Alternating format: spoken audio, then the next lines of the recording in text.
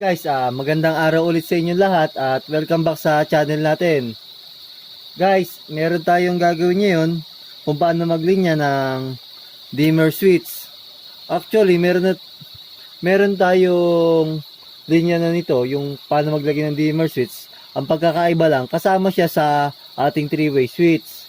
Ito kasi, kaya ako ginawa ito, yung video request ni Sir Ed Sniper sa paglilinya ng dimmer switch, papakita ko na rin kung paano mag-add ng load. Halimbawa, ganito guys, may linya na tayo sa loob ng bahay na ilaw, mag-add lang tayo. Kasi marami rin nagtatanong kung paano baga maglinya or magdagdag ng another ilaw or mag-tap, kung saan kukuha na, kung saan mag-i-splice dito sa mga gantong existing na linya.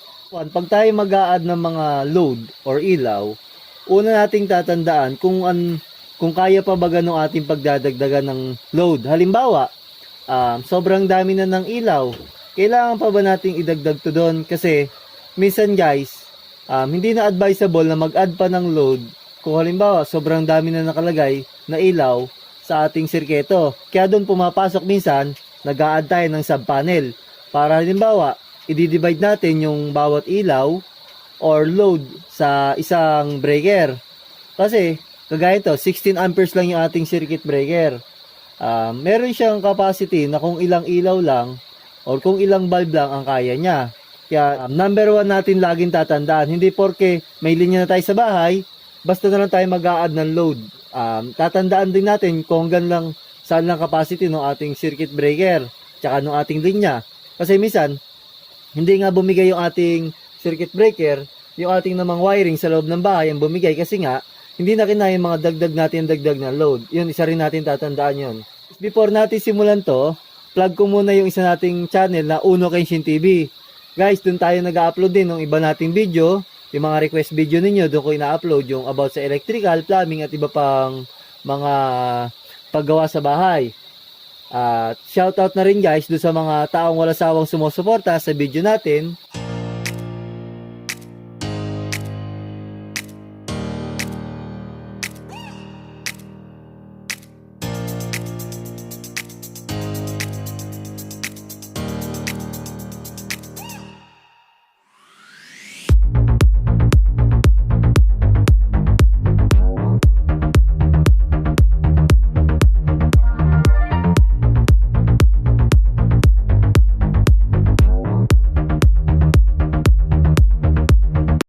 Guys, maraming salamat po doon sa walang sawang pagsuporta nyo sa video natin.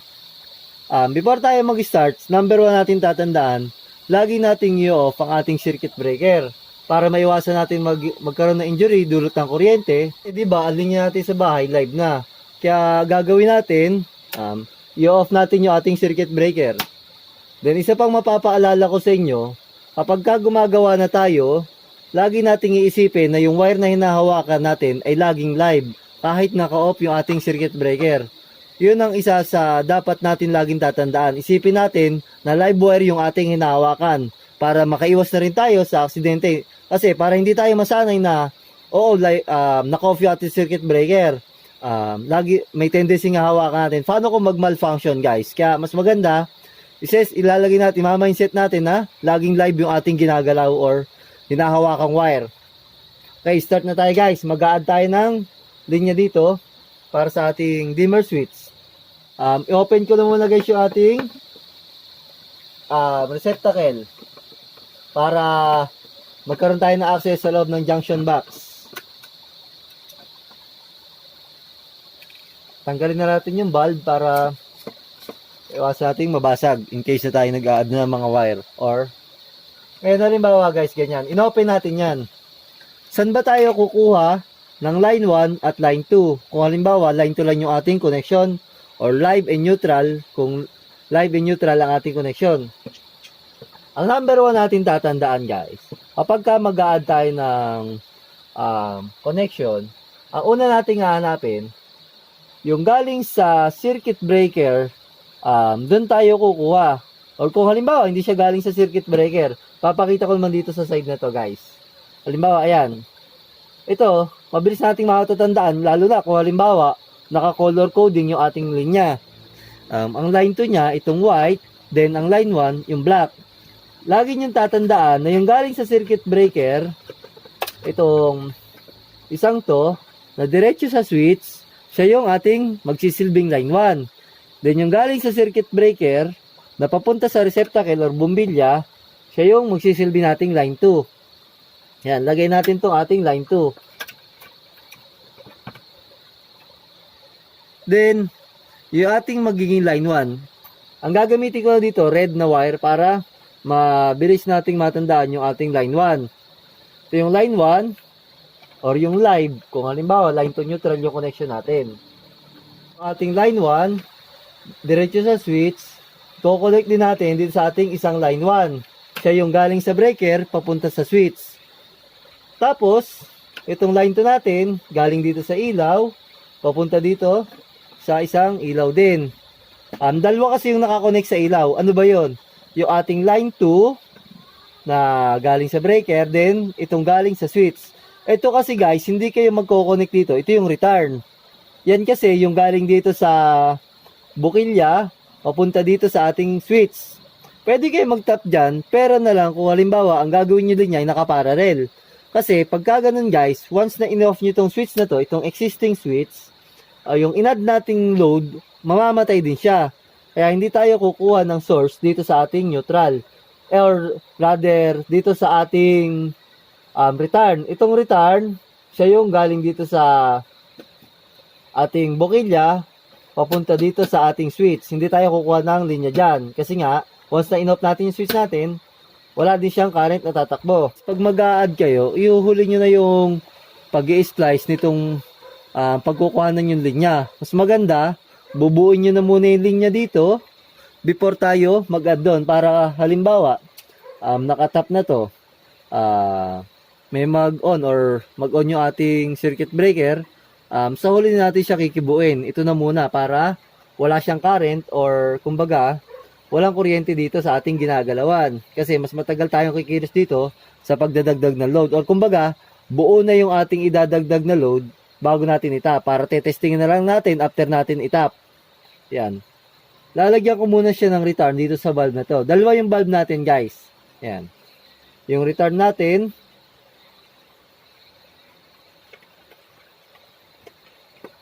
hindi ko nga pala guys nagawa yung ano ito, yung wiring diagram. Ang gagawin ko, after nitong video, ipapakita ko na lang yung wiring diagram nito. Gagawa na lang ako, tapos papakita ko na lang. Yan. Tapos, ito naman, kailangan din ng return kasi isang ilaw to. Gagawin natin tugang switch. Yan guys. Yung ating return, galing dito, diretso na siya dito sa ating switch. Hindi na siya dadaan pa dito. Dumaan man, walang magi-splice. Ayan, ito yung return natin dito sa ilaw na to. Papunta dito. Ayan, ito yun. Then ito yung return na para sa ilaw na to. Papunta dito sa switch na to. Tapos yung line 1 natin mula dito sa switch, diretso siya papunta doon sa ating pagtatapan na another line 1. Hindi na siya kukonek dito sa dalawang ito. Kasi ang i-connect natin dito, itong line 2 na galing dito sa line 2 niya, sa line papunta rito sa isang bulb, then papunta din sa another load or bulb. Ngayon, pwede natin ikabit yung receptacle dito kasi ito kasi ang kulang dito line 2. Ang gagawin natin, kukuha tayo ng isang wire, magdadagdag tayo ng wire dito para sa line 2, siyang i-connect natin dito sa line na ito. Ang wire natin para ma-complete na yung ating wiring. Ayan, ito yung wire na to. Ito kasi kukonek lang to do sa ating receptacle. Kabit na muna natin guys yung ating receptacle para pag i-splice ko, kita nyo na kung saan siya nanggaling. Ayan. Itong ating line 2 dun sa center lagi ng ating receptacle or bukilya para maiwasan natin na mag-ground tayo pag nagpapalit tayo ng bumbilya.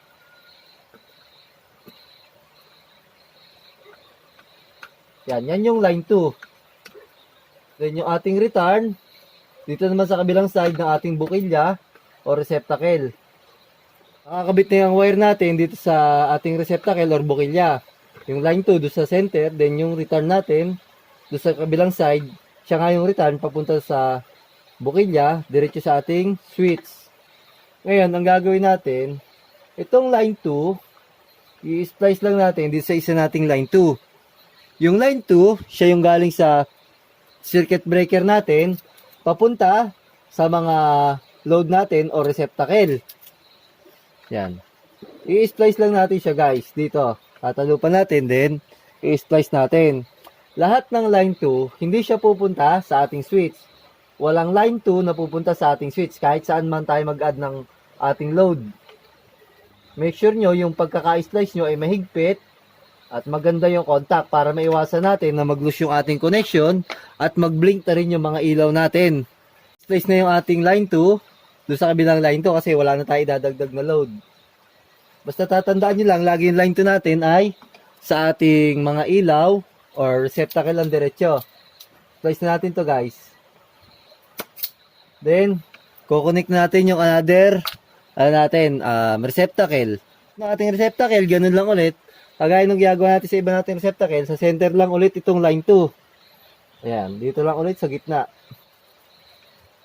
Tapos, yung ating return. Yung return natin, yung galing sa receptacle nga, papunta sa switch. Yan, pagka mag-a-add kayo ng load, hindi kayo magtatap sa return.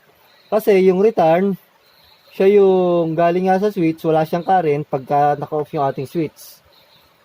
Malalaman nyo naman yun, every time na magbubukas kayo ng junction box, calling nyo return. Kasi, kalimitan, pag naka-splice yun, iisa lang yung galing lang sa receptacle, tapos, diretso na agad sa switch siya. Wala na ibang nakasamang wire. Either na lang kung may nakaparallel. Pero malalaman nyo pa rin yun guys. Kasi, alam nyo yung papunta sa switch at sa receptacle. Ayan, sa switch naman tayo.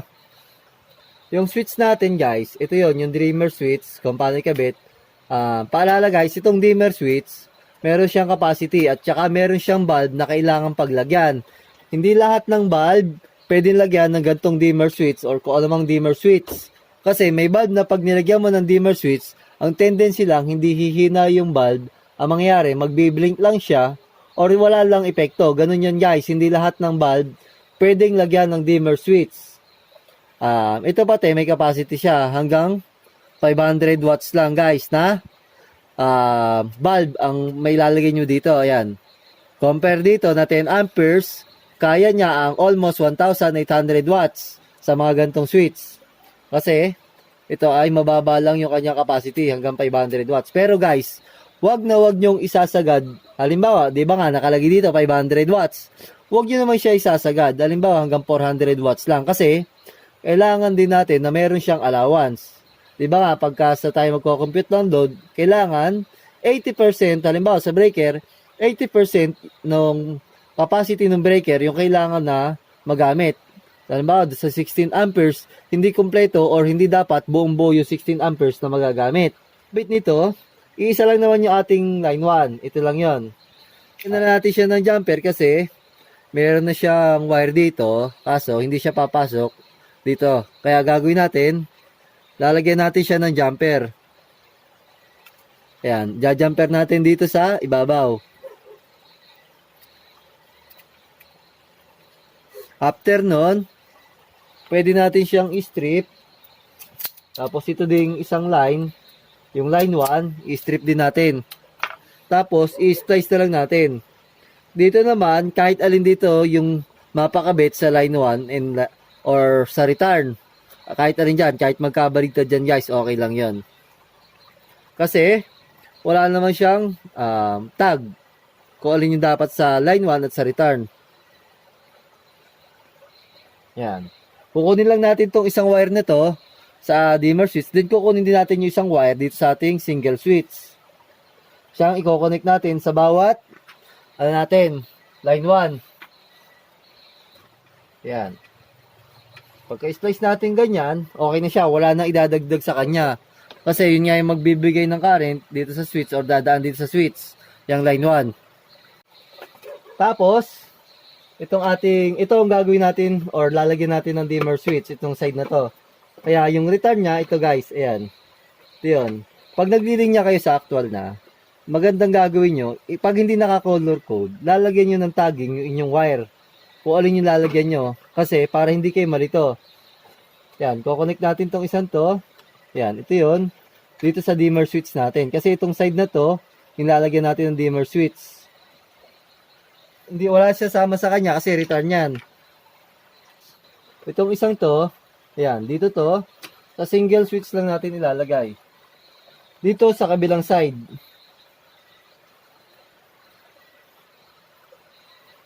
Ayan, ganyan yung magiging wiring niya. Yung line 1, may connection sa bawat switch. Then yung return, ng bawat receptacle natin. Ayan, ito guys. Lapit ko para mas ma-visualize ninyo. Ayan. Yung red, yung ating line 1, ayan, may connection bawat switch. Tapos yung dalawang return, ayan, sa bawat receptacle natin. Ayan guys, okay na siya. Di nabuo na natin. Akin lang lalagyan siya ng screw para mamaya natin i-slice. I-fix na natin lahat. Kailangan ganyan muna before natin to itap para okay na, hindi tayo gagalaw. Then, yan, make sure natin na off yung ating circuit breaker. Yung munang ating line 1 ang i-connect natin. Yung line 1. Ayan. Connect natin dito sa wire na to. Siya yung galing dito sa circuit breaker papunta sa ating switch. Yun ang number 1 natin unang hahanapin. Yung line 1 tsaka line 2. Kasi sa return, hindi naman tayo mag-a-add ng wire doon. Yan, connect natin yung ating line 1.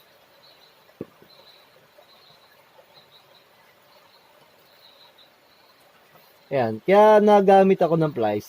Hindi natin nahawakan para lagi nasa mindset natin na live yung ating pagtatap. Hindi siya, huwag natin iisipin na naka-off yung ating circuit breaker natin. Para lagi tayong safe. Lagi natin ganun ang nasa isip natin guys. Live yung ating kinikilusan. Yan. Tapos, pagkatapos nating itap, make sure na agad natin lalagyan ng electrical tape. Or kahit wire nut. Para maiwasan natin kung halimbawa magkaroon ng current na biglaan, silyado na siya. Para, kumbaga, lagi tayong safety first. Kasi, mas maganda, lagi tayong nag-iingat. Ito naman.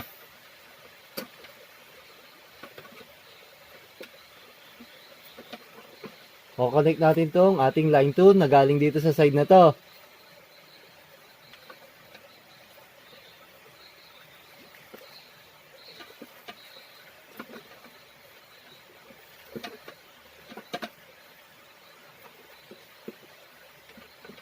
Yan. Diyan sa pagtatap natin yan, yung line 1, tsaka line 2, hindi maapektuhan yung pagdagdagan natin ng load. Kahit i-on natin to or i-off natin yung switch dito, hindi maapektuhan yan. Tapos, kahit i-off natin tong switch na to, or i-on, hindi rin maapektuhan yung dagdag nating load. Kasi nga, hindi naman natin nag-tap do sa return. Iiwanan nyo yung return, hindi tayo magdadagdag ng wire doon.